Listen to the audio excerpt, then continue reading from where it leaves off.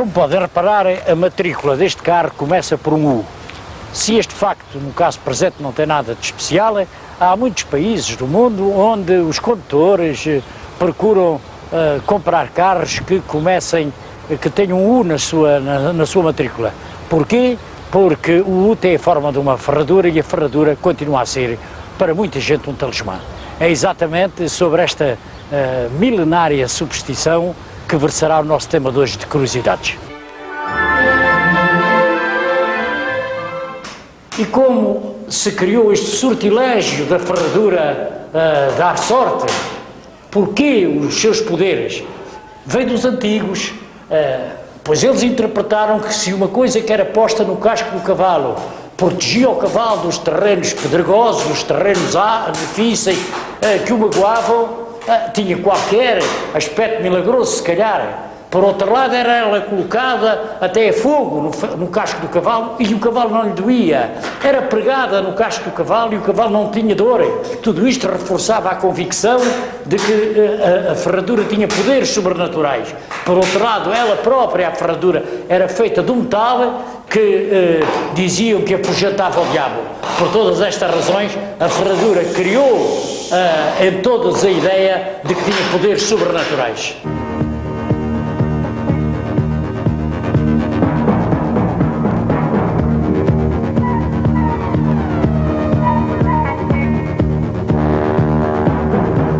E é assim que a vemos, desde os radiadores de automóveis, virada para cima, que dizem que faz entrar a sorte, esta outra virada para baixo, que dizem que não deixa sair a sorte. Constam nos anais que o próprio almirante Nelson levava uma ferradura pendurada do mastro do seu Victory quando foi para a batalha de Trafalgar. Mas também nos portões das quintas, nas entradas das boxes, por toda a parte, vemos de facto as ferraduras.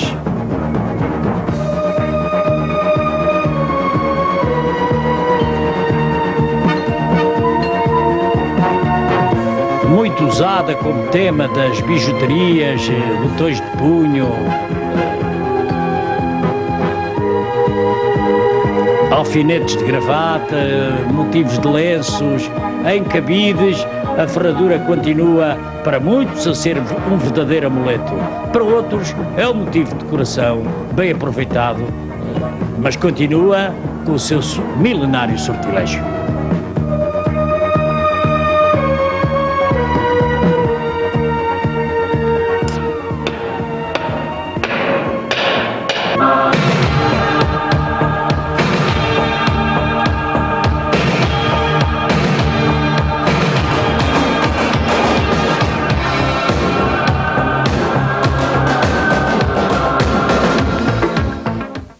Retomamos esta nossa rubrica com os propósitos que tivemos quando a apresentámos, dando a conhecer e homenageando a equipa olímpica de Paris 1924. Constituíram-na Luís Margaride, o capitão Mouzinho de Albuquerque, Borges de Almeida, o tenente Hélder Martins e chefiou-a o capitão Manuel Latino. Não foi fácil a ida desta equipa para Paris. Números que hoje parecem ridículos, os cavalos demoraram 6 dias de Lisboa até Paris, onde não chegaram em boas condições. Mas quem eram e o que fizeram os cavaleiros que iam representar Portugal pela primeira vez nos Jogos Olímpicos? Luís Margaride tinha feito uma época sensacional com o seu Adaíle e desde logo granjeou o consenso unânime que devia ser a integrar a equipa portuguesa. E foi-o. Montou em Colombe o Profão.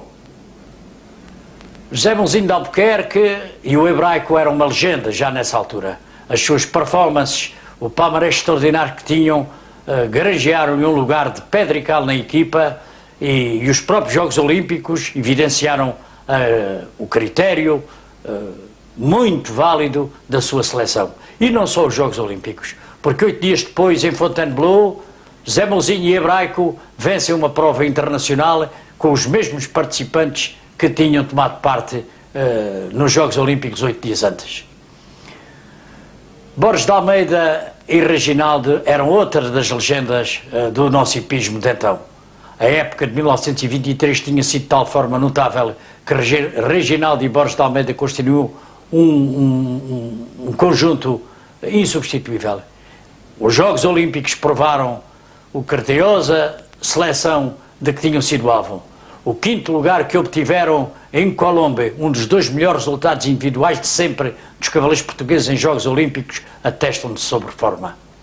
Por último, Hélder Martins, com o seu Avro, tinham feito também uma época que lhe asseguraram um lugar na equipe. E a sua atuação em Colombo também não desmereceu.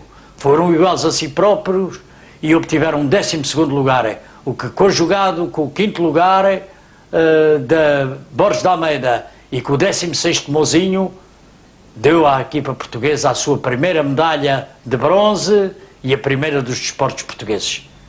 Estes cavaleiros trouxeram para Portugal a medalha de bronze por equipas conquistada em Colombo. Faltou-nos falar e homenagear outro grande do hipismo. Foi o chefe de equipe, o capitão Manuel Latino. Ele, cavaleiro também foi, distinguiu-se fundamentalmente e muito fez pelo hipismo, quer como escritor, quer como organizador, quer como crítico e como chefe de equipa, obviamente.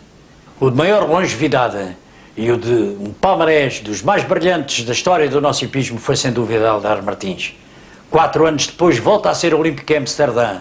Em 48 está de novo presente nos Jogos Olímpicos em Londres. Triunfa em Espanha, em França, em Itália.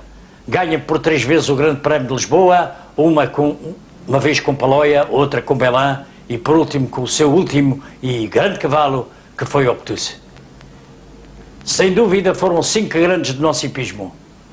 E aqui lhe rendemos as nossas maiores homenagens e incitamos todos os jovens cavaleiros que olhem a sua vida hípica e que procurem segui-la com o mesmo brilhantismo com que eles a percorreram.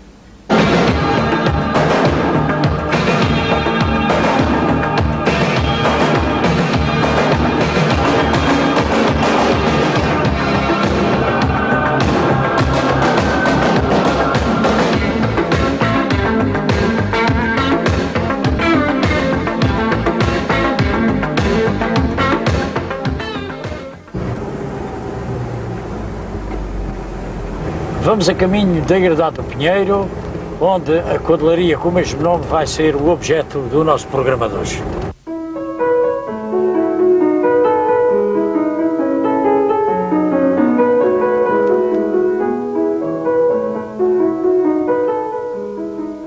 Pois é, a ilha ali onde vêm cavalos, até por isso mesmo toma o nome de Ilha dos Cavalos.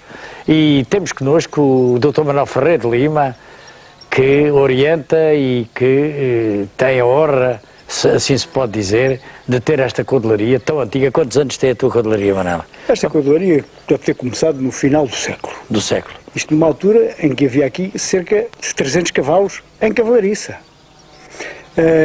Isto ainda era da Casa Real.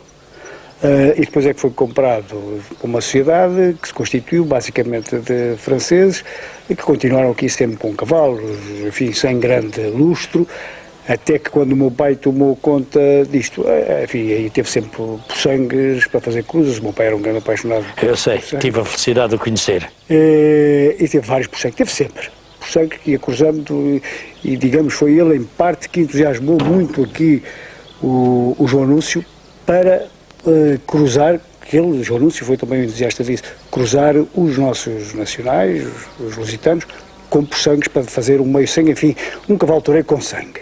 Olha, Manela, tu comandarás esta nossa visita, levares-nos pela sequência que assim melhor entenderes, a ver as tuas éguas, os teus pontos, os teus garanhões. Onde vamos agora? Está bem. No teu planeamento. Aqui, portanto, da ilha, a Ilha do Cavalo, como disseste bem, que é uma pastagem permanente para os cavalos, especialmente para os cavalos lusitanos. Agora podemos ir, ficamos mesmo aqui ao lado, podemos ir ver os garanhões, ali meia dúzia de cavalos que estão ali nas cavalariças, e depois seguiremos ver as manadas que estão separadas. Está a manada das éguas, depois tem polos de 1 ano, de 2 e de 3. Muito bem. E aí falaremos da orientação e dos nomes sonantes de cada casa, que agora está com o rótulo olímpico. Certo? Vamos a isso.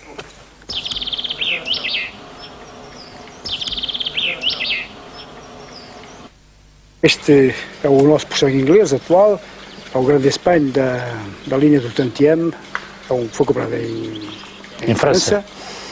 e do qual já temos polos de 3 anos, 1, 2, 3, que em seguida vamos ver. Poderemos ver. É um cavalo muito bonito, como viste. É muito bonito, é um modelo lindo. E tem de especial é que marca extraordinariamente os filhos todos. É um bom raceiro, como dizem os franceses. Bom, e já agora que vimos um dos garanhões, podemos ver o outro, se achares bem. Está mesmo aqui, é o Roland de Malé. O Roland. Tem tudo que há de melhor, de facto, pelo menos em sangue. É filho de Jalisco e, portanto, irmão do campeão do mundo em Estocolmo o ano passado. Campeão do mundo individual e campeão do mundo por aqui. O Quito. O Quito de Bossy. É sobrinho do Galobé, campeão olímpico, medalha de ouro nas Olimpíadas. É sobrinho do I Love You, vencedor da Taça do Mundo, Taça Volvo. Quer dizer, ele tem tudo para fazer um bom cavalo.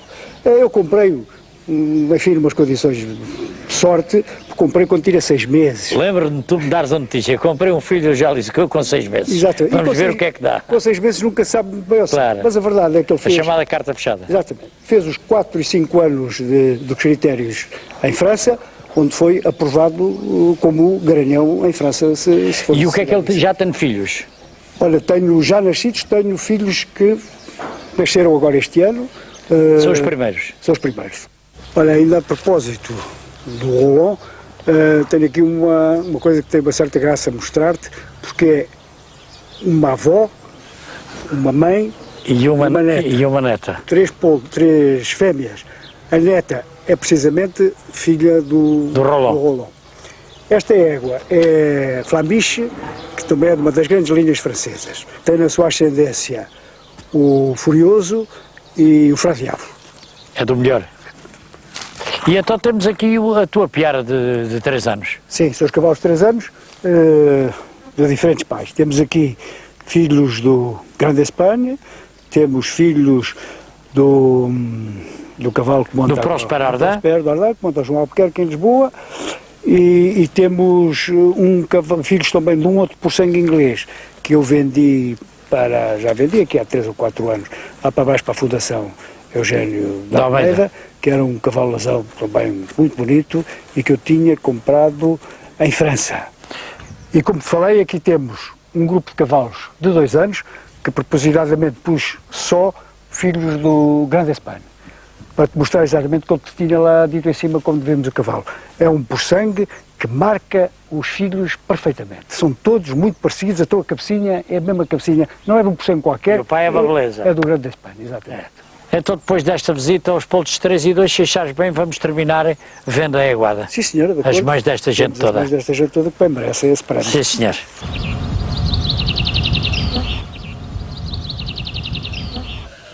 Manuel, não te vou falar nestes poucos paraísos terrestres que ainda há, que é o montado com a eguada, com os polos a brincar, com esta música única que é os chocalhos das éguas, mas que como cada poldo é um mundo de sonhos e até de projetos, diz-me, sinceramente, projetos para esta eguada. Projetos, reduzi-la, está grande demais. É grande, é. Tenho aqui 50 e tal éguas, vou reduzi-la para 3 grupos. Lusitanas puras, cruzados, vamos lá, um céu francês feito cá, mas digamos assim de sangue francês como por sangue. Depois com o sangue inglês e com o Roland. Com o Roland. E outros de anglo-luso. Com o por sangue inglês. Com o sangue inglês. Estas passagens para nós, para mim, talvez especialmente, estão muito ligadas ao Viome, à Azália, que são hoje, especialmente o Viome é um símbolo aqui na tua casa, da tua criação cavalar. Começa a ser uma marca, talvez, espero que venha a ser uma marca para cá, e já não está mal. E, aliás, o Viome, foste tu que o compraste para a remonta do exército. A Azália, que é a irmã dele, é irmã pela mãe, mas aqui nesta manada temos uma égua que, por curiosidade, é também irmã de um outro medalha de ouro dos mesmos de Estocolmo, que é o Norton. O Norton de Ruiz. O Norton de Ruiz, montado pelo Bost, que é um cavalo extraordinário também. Excepcional. E depois, aqui, outra irmã de outro... Que é a Badina. Que é a Badina. Manuel, muito obrigado. Nada. As maiores felicidades Obrigado, para a tua cavalaria. E vamos fazer. Que são talvez felicidades para todos nós que gostamos e montamos a cavalo. Fez bem. Muito obrigado. Nada, Cidades da Herdade do eu Pinheiro. gostei muito.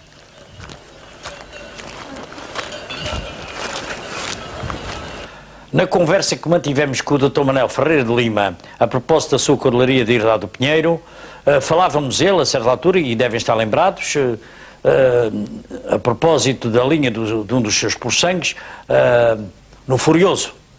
Furioso foi um porsangue que deu imensos cavalos de desporto, da maior nomeada, e nós portugueses tivemos a sorte de ter um filho dele, o Joque de Lille.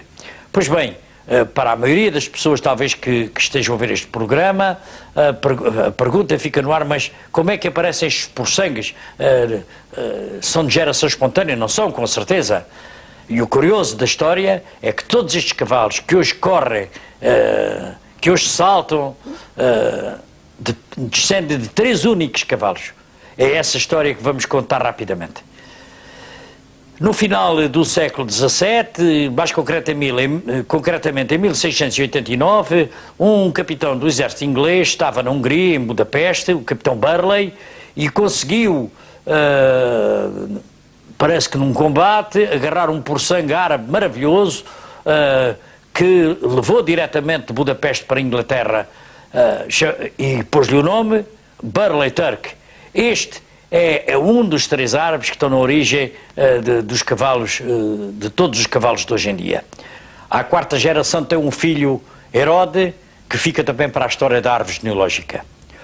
O outro dos árabes que queremos falar é o Darley Arabian. Como surge este cavalo em Inglaterra? Parece que havia um negociante inglês, Thomas Darley, que encarregou o seu filho, que vivia perto de Alepo, de lhe conseguir um bom porsangue árabe. Ele um dia numa caçada viu um cavalo lindíssimo da zona de Palmira, que imediatamente adquiriu por troca com uma espingarda. E este árabe seguiu para a Inglaterra e porque o seu dono se chamava Darley, ficou o Darley Arabian. Foi talvez o mais importante e aquele que está na origem do maior número de linhas. A 4ª geração deu um filho, Eclipse, que também faz parte da história das árvores genealógicas.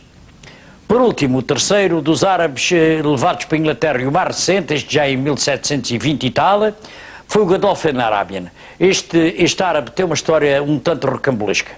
Consta que teria sido oferecido por Sultão de Marrocos a Luís XV de França, posto nas ecuries do rei, caiu um bocadinho quase no ridículo, porque não se via como é que um cavalo daquele porte, daquele tamanho, ainda por cima acho que era pouco bonito, podia levar com uma armadura em cima, que era o que acontecia aos cavalos das ecuries do rei. Pois o rei ofereceu, ou vendeu, não se sabe bem. O certo é que um senhor Cook, um inglês, o encontrou a puxar uma carroça que transportava água nas ruas de Paris.